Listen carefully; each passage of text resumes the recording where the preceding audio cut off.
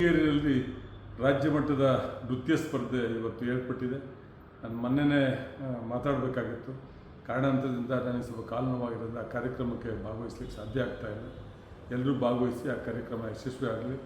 ಅವರು ಭಾಳ ವರ್ಷಗಳಿಂದ ಅಲ್ಲಿ ನೃತ್ಯ ಸ್ಪರ್ಧೆ, ಸಂಗೀತ ಸ್ಪರ್ಧೆ, ಈ ರೀತಿ ಸಂಗೀತ ತರಬೇತಿ, ನೃತ್ಯ ತರಬೇತಿಯನ್ನು ಮಾಡ್ಕೊಂಡು ಬಂದಿದ್ದಾರೆ. ಅವರಿಗೆಲ್ಲ ರೀತಿಯ ಸಹಕಾರವನ್ನು ನಾವು ಕೊಡ್ತೇವೆ. ಯಾಕೆಂದರೆ ಶೃಂಗೇರಿ ಸಾಂಸ್ಕೃತಿಕವಾಗಿ, ಧಾರ್ಮಿಕವಾಗಿ, ಶೈಕ್ಷಣಿಕವಾಗಿ, ಪ್ರಾಕೃತಿಕವಾಗಿ ಭಾಳ ಹೆಸರು ಗಳಿಸಿದಂಥ ಒಂದು ಕ್ಷೇತ್ರ ಶೃಂಗೇರಿ ಕ್ಷೇತ್ರ. ಅಲ್ಲಿ ಇತಿಹಾಸ ಸೃಷ್ಟಿಸಿದಂಥ ಆದಿಶಂಕರಾಚಾರ್ಯ ನಿರ್ಮಾಣ ಮಾಡಿದಂಥ ಶಂಕರ ಮಠ ಇದೆ, ಶಾರದಾಂಬಾ ಪೀಠ ಇದೆ, ಚುಂಚನಗಿರಿ ಮಠ ಇದೆ, ಜ್ವಾಲಮಾಲಿನಿ ಮಠ ಇದೆ, ರಂಭಾಪುರಿ ಮಠ ಇದೆ ನನ್ನ ಕ್ಷೇತ್ರದಲ್ಲಿ, ಬಂಡಿಗಡಿ ಮಠ ಇದೆ, ಹರಿಹರಪುರ ಮಠ ಇದೆ. ಹಾಗೆ ಅನೇಕ ಹಲವು ಮಠಗಳು ಇದ್ದಾವೆ ಅಲ್ಲಿ.